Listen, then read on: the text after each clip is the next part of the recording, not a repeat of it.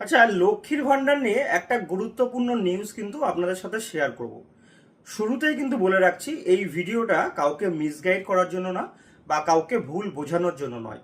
আমাকে একজনা ফোন করে একটি হোয়াটসঅ্যাপে স্ক্রিনশট পাঠিয়েছে এবং সে আমার কাছে এর কারণটা জানতে চেয়েছে।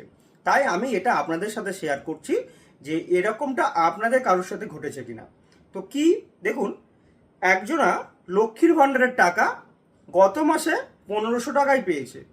গত মাসে 1500 টাকায় পেয়েছে, তার স্ক্রিনশটটা আমি স্ক্রিনে দেখাচ্ছি। দেখুন, সে কিন্তু গত মাসের 10 তারিখে 1500 টাকা তার অ্যাকাউন্টে ক্রেডিট হয়েছে, কিন্তু এই মাসে তার কিন্তু 1500 টাকা ঢোকেনি, তার অ্যাকাউন্টে 500 টাকা ক্রেডিট হয়েছে। দেখুন, 8/4/2026 তার অ্যাকাউন্টে লক্ষ্মীর ভান্ডারের 500 টাকা ক্রেডিট হয়েছে। তো সে আমাকে ফোন করে জানতে চেয়েছিল যে এরকমটা আর কারোর সাথে হয়েছে কিনা।